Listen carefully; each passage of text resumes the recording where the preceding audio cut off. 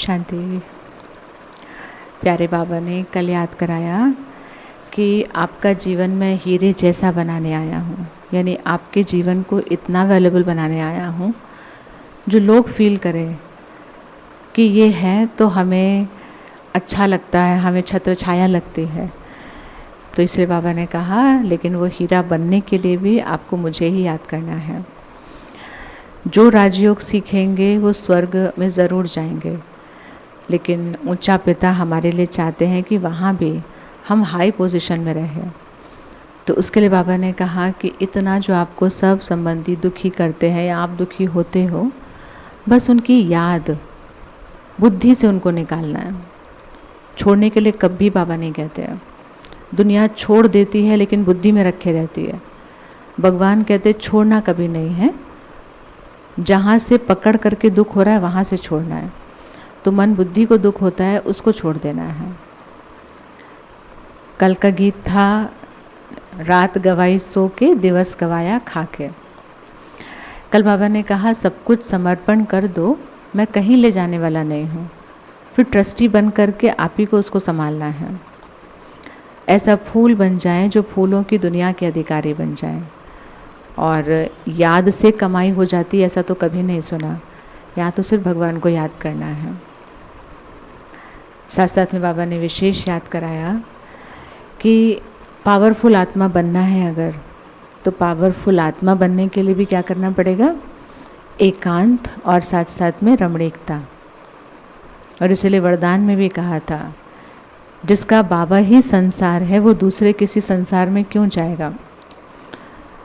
तो इसीलिए जो दूसरे संसार में नहीं जाता वो शक्तिशाली होता है। संसार में होती भी तो दो ही चीज़ें हैं, व्यक्ति और वैभव। तो हर संबंध का सुख बाबा से लिया और साथ साथ में वैभव अर्थात सर्व प्राप्तियाँ भी भगवान से हो रही हैं। तो वही हमारे संसार है और योग का किला बनाना है। बाबा हमें राजा बना रहे हैं। राजा कोठी में नहीं रहता कि छुप करके कहीं अपनी सेफ्टी के लिए बैठा है, लेकिन राजा प्रजा के साथ किले में सेफ रहता है। तो ऐसे ही संगठित ज्वाला स्वरूप का योग वो हमारे लिए किला तैयार कर देता है जिसमें माया नहीं आ पाती है। ये बाबा के कल के विशेष रतन थे। आज हम बाबा की 14 जुलाई की मुरली सुनेंगे। मीठे बच्चे, याद की यात्रा में कभी थकना नहीं। देह अभिमान के तूफान थकाते हैं। अब मन से याद करना है तो मन से कैसे थकते हैं, पर एक्चुअल में मन से ही तो थकते हैं। तभी तो थकावट से परेशान लोगों ने डिसाइड कर लिया था, बहुतों ने, कि मन तो करता है सब छोड़ छाड़ के कहीं जंगल में चले जाएं। अब जंगल में तो वो सुख के साधन नहीं है जो हमने अपने घर में ला के रखे हैं। वो डनलप का गद्दा, वो एसी, वो मशीन्स, वो सब कुछ। जंगल में तो कुछ भी नहीं है। लेकिन तब भी थकावट दूर करने वहाँ जा रहे थे क्योंकि थका हुआ था मन, बुद्धि। और क्यों थकते हैं? क्योंकि हम रोल कॉन्शियस में आ जाते हैं। तो रोल कॉन्शियस में आने के बाद तो आप देखो, एक टीवी सीरियल देखते हैं जब हम, तो उसमें हमारी बुद्धि अटक जाती है, उसकी चिंता होती है। मतलब हम इतना उसके कॉन्शियस में आकर, क्योंकि बॉडी कॉन्शियस में रहते हैं, फिर बॉडी कॉन्शियस में उस स्टोरी में इन्वॉल्व होते हैं। तो अपने घर की कहानी तो कहानी वो तो है ही चिंता वाली, उस घर की कहानी की भी चिंता करने लगते हैं। ये है इन्वॉल्वमेंट का नतीजा, ये है बॉडी कॉन्शियस का रिजल्ट कि आज टीवी सीरियल में क्या होगा, वो मिलेंगे कि नहीं मिलेंगे, उनका पर्दाफाश होगा कि नहीं होगा, वो उनको मिलेगा, इतना ज़्यादा चिंता। तो इसलिए बाबा कह रहे हैं ये थका देता है बॉडी का कॉन्शियस। देही अभिमानी बनो तो थकावट दूर हो जाएगी। वो जिनके ऊपर कहानी चल रही है वो डिटैच होकर के रोल प्ले कर रहे हैं, तो वो उस कहानी में भी इंजॉय कर रहे हैं। हर शूटिंग के बाद वो जा कर के थोड़ा रिलैक्स होकर के आते हैं। तो इसलिए बाबा ने कहा ऐसे ही हर सीन के बाद हमें अशरीरी, बाबा क्यों कहते हैं अशरीरी हो जाओ, जैसे वहाँ शूट के बाद तो थोड़ा रिलैक्स होते हैं, ऐसे ही आपने एक अपना रोल प्ले कर लिया, माँ का, बहन का, पिता का, भाई का। अब ऑफिस जाना है तो वहाँ वाले रोल के पहले अशरीरी बन जाओ, रिलैक्स हो जाओ, ताकि वो रोल भी फ्रेश अच्छा प्ले कर पाएंगे। फिर बाबा ने आज कहा कि मैं तो आपकी 21 जन्मों की तकदीर बनाने आया हूँ, पर एक ऐसा संस्कार जो 21 जन्मों की तकदीर उसको फीका कर देता है, कम कर देता है, और वो संस्कार है रूठने का। किसी किसी को आदत ही होती है, उन्हें किसी कारण पर रूठने की कारण को ढूंढने की ज़रूरत नहीं पड़ती, वो कभी भी रूठ सकते हैं, कभी भी उनका चेहरा उतर जाता है। तो बाबा ने कहा ये संस्कार, चेहरा उतारने के संस्कार, फिर वो कैसे सत्युग में मुस्कुराता हुआ चेहरा ले जा पाएंगे। तो रूठने का संस्कार, कभी बाबा से, कभी बहनों से, कभी पढ़ाई से अगर रूठ जाएंगे तो अपनी ही 21 जन्मों की तकदीर को गंवा देंगे। इसीलिए बाबा ने कहा ऑलवेज सी फादर। जो तन मन धन सब कुछ तेरा कहा, ऐसा करने वाला एक ही था, ब्रह्मा बाबा। और ऐसा था इसीलिए सबका भाग्य बनाया। तभी ब्रह्मा जी के लिए कहते हैं वो भाग्य बांट रहे थे तो हम पता नहीं कहाँ थे, क्योंकि त्याग में भाग्य है। जिसने इतना त्याग किया उसने न सिर्फ खुद का भाग्य बनाया, हर एक का भाग्य बनाया। बहुत सारे लोगों को बहुत शिकायत होती है, इतना बड़ा फ़ोटो आप ब्रह्मा जी का क्यों रखते हो, आप तो निराकार को मानते हो, फिर इनको क्यों याद करते हो, इनकी पूजा क्यों करते हो। तो हम इनको याद नहीं करते, इनकी पूजा नहीं करते, लेकिन इनको फॉलो करते हैं। गांधी जी का फ़ोटो लोगों ने क्यों लगा रखा है? कोई गांधी जी के मुरीद बनने के लिए नहीं, सत्य और अहिंसा उनके द्वारा याद आती है। तो ब्रह्मा बाबा के द्वारा त्याग तपस्या वो करना, उनके चित्र को हमें याद भी नहीं करना, बाबा तो वैसे ही मना करते हैं। लेकिन आज कोई 50 रुपए का भी अगर कहीं दान सहयोग करता है तो चाहता है मेरी रसीद कट जाए कि मैंने किया था। जिस ब्रह्मा, जिस लेखराज दादा ने सब कुछ स्वाहा किया, जिसकी वजह से आज हम स्टैंड कर रहे हैं, आज हम नाज कर रहे हैं कि हम ब्रह्मा कुमारी संस्था से बिलोंग करते हैं, हम भगवान के नियमों का पालन कर पा रहे हैं, तो उनका फ़ोटो नहीं लगा सकते हैं क्या? वो भाग्य विधाता है। तो इसलिए बाबा ने कहा किसी से रूठने के संस्कार नहीं। ऑलवेज सी फादर मतलब ब्रह्मा बाबा के समय पर बहुत सारे संस्कारों वाले थे, लेकिन बाबा को सिर्फ शिव बाबा दिखाई पड़ते थे, और जिस नज़र से शिव बाबा सबको देखते थे, ब्रह्मा बाबा भी उसी नज़र से देखते थे। ब्रह्मा बाबा ने कभी दूसरों को ये नहीं कहा अच्छा तुम्हारे पीछे मैंने अपना सब कुछ लगा दिया, तुम मुझे ऐसे ना वो दिखा रहे हो रंग। बाबा को पता था मैंने लगाया नहीं, बाबा ने, शिव बाबा ने मुझे इतनी शक्ति, इतनी समझ दी कि मैंने अपनी हद की चीज़ों को बेहद की सेवा में लगाया, बाकी इन बच्चों को भी हद से बेहद का बनाना है। तो इनके हद के संस्कारों को जब मैं समा ले जाऊंगा तब मैं इनको बेहद का बना पाऊंगा। मैं अगर इनके हद के संस्कारों को, कड़े संस्कारों को मैं ही देख करके परेशान हो गया तो फिर इनको कौन भाग्य देगा, इनको कौन सलाह देगा। तो इसीलिए इस संस्कार को मुझे विदाई देनी है। संडे की मुरली बाबा ने कहा भी है ये संस्कार मेरा बहुत नुकसान कर देता है। आज का गीत आपने सुन ही लिया, रात के राही थक मत जाना, यानी कलयुग से हमने सफ़र शुरू किया था, तो हम कलयुग के राही मतलब रात के राही, पर अब सुबह आ गई है, संगम युग मतलब सवेरा शुरू हो गया। धारणा के लिए सार है, विजय माला में पिरोने के लिए शरीर से डिटैच होकर आत्मिक स्थिति का अभ्यास करना है। अब माला में क्या पड़ता है? फूलों की माला बनती है, पेड़ों की माला नहीं बनती। पेड़ से फूल निकाल करके अच्छी क्वालिटी के फूलों को माला में डाल दिया जाता है। तो ये शरीर जैसे कि वृक्ष है, इस वृक्ष का फूल मैं आत्मा। तो जितना जितना मैं इससे डिटैच हो जाऊंगी उतना मैं माला, विजय माला, भगवान के गले की माला का फूल और मड़का बनने का भाग्य मुझे बन जाएगा। फिर एक और शिक्षा मिली, टू मच धन के लालच में नहीं जाना है। दिखावा, पैसा, फिर इतना दिखावा करते हैं कि दिखावा के चक्कर में हम कर्ज़ों में चले जाते हैं, फिर वही मेरे लिए टेंशन का कारण बन जाता है। तो पैसा कमाओ जिससे चिंता दूर हो। गरीब लोग क्या कर रहे हैं, उनको बच्चे पढ़ लें, कहीं साधारण स्कूल में ही पढ़ लें, तो वो पैसा कमाएं ताकि उनकी चिंता दूर होए, खाने पीने को मिल जाए, रोटी कपड़ा मकान मिल जाए, चिंता दूर करने के लिए। पर इतना पैसा क्या कमा लेना कि पैसा ही चिंता का कारण, हमारी असुरक्षा का कारण बन जाए। तो इसीलिए टू मच में नहीं जाना। हम क्यों किसी के होड़ में लगे, हमें क्या नाम दिखाना है, ये रिचेस्ट इन द वर्ल्ड हम है, वो तो हम हैं ही। वो लोगों को नहीं पता, वो अलग बात है। रिचेस्ट इन द वर्ड भी नहीं, रिचेस्ट इन द कल्प है हम तो वो तो हम हैं ही। दूसरों को पता पड़ेगा तभी मज़ा आएगा क्या? दूसरों को पता पड़ गया लेकिन हम आपस में लड़ रहे हैं, तो मेरी ज़िंदगी तो खुशी वाली नहीं है। लेकिन किसी को पता नहीं है, पर मुझे तो पता है और मुझे उसका फील होता है वो।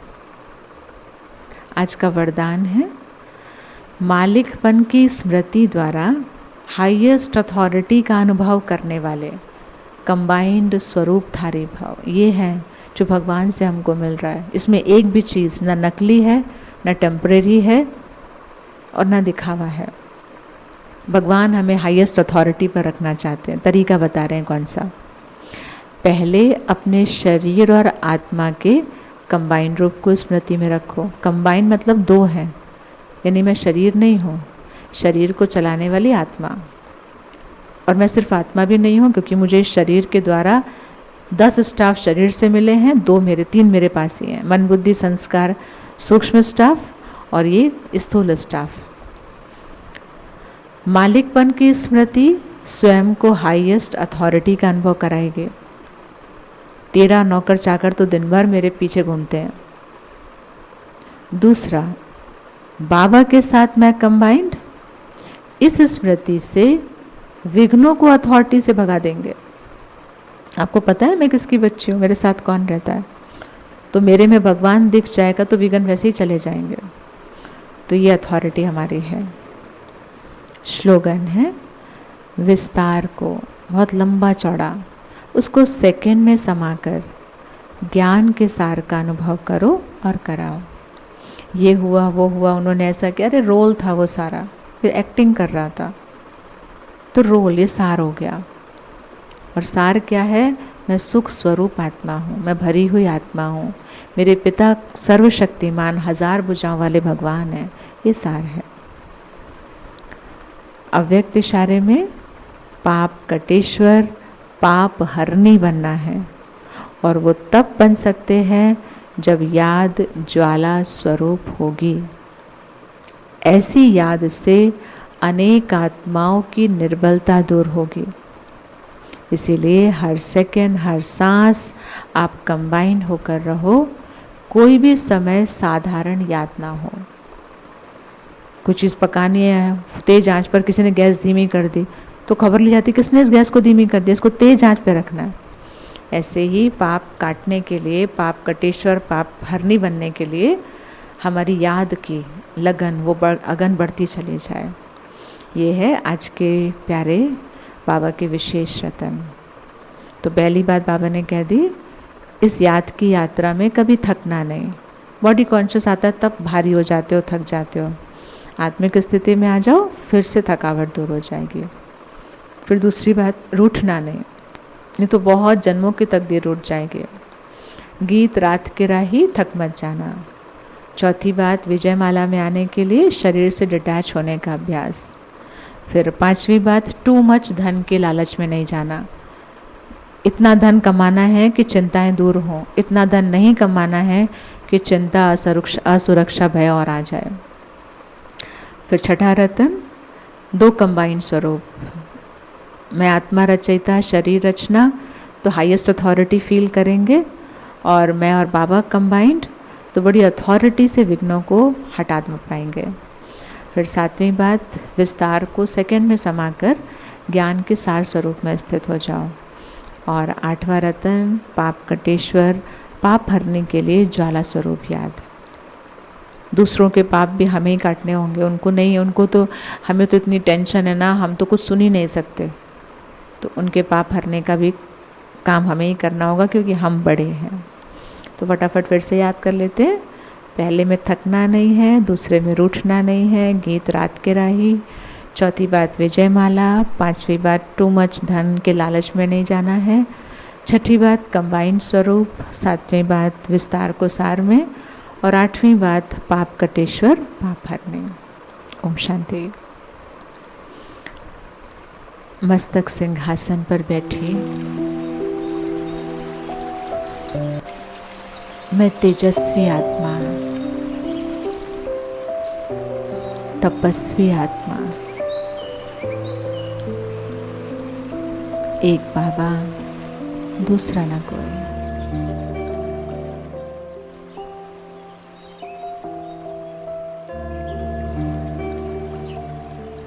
मन, बुद्धि, संस्कार तीनों ने स्वीकार कर लिया है। बस एक बाबा।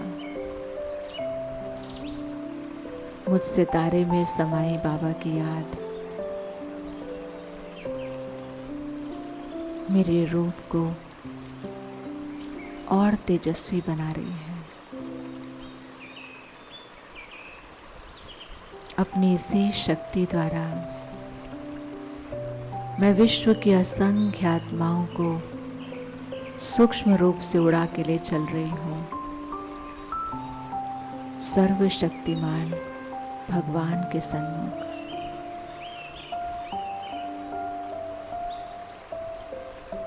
जिनके मन यहाँ वहाँ मचलते रहते हैं, ये सब मन की उड़ान से मुझ में समाई बाबा की याद की शक्ति से अपने घर परम धाम पहुंच रहे हैं। सूर्य के समान प्यारे बाबा अपनी तेजस्वी किरणों द्वारा इन आत्माओं को पवित्र कर रहे हैं।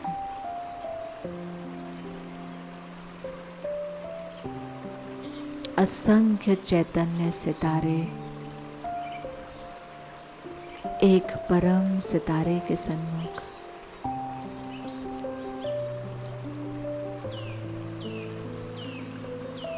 पावर हाउस के सन्मुख मेरे शिव बाबा पावर हाउस।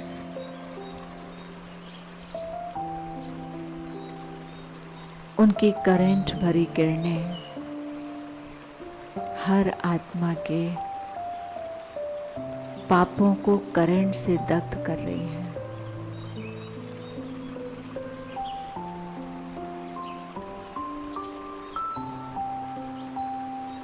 ज्वाला की तरह निकलती किरणें एक एक आत्मा के पाप कर्म भस्म कर रही हैं।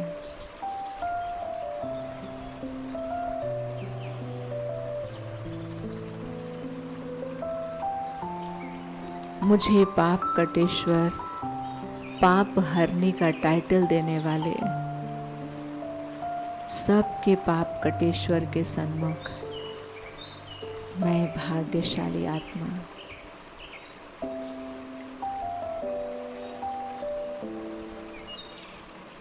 पवित्रता के सागर बाबा अपनी पवित्रता की किरणों से इन आत्माओं को भरते जा रहे हैं।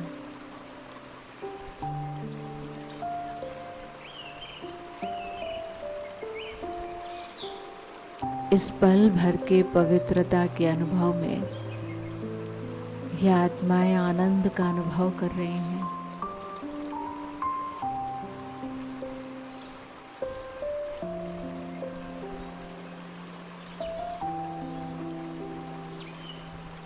इन पवित्रता की किरणों से भरपूर करके इन सब चैतन्य सितारों को वापस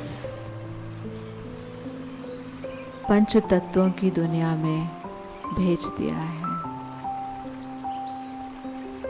ये सब आत्माएं अपने अपने शरीरों में मन बुद्धि से फिर आ गए हैं। बाबा की किरणों के साथ कंबाइंड मैं आत्मा भी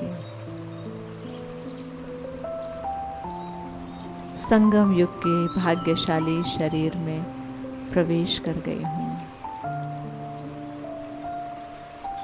पल भर के उस पवित्रता के आनंद के लिए संसार की असंख्य आत्माएं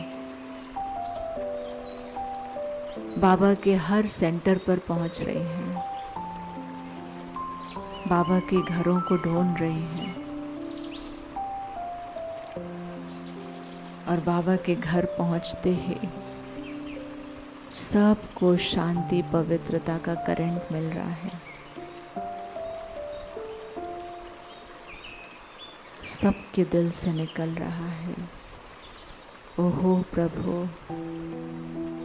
आपकी लीला न्यारी और प्यारी।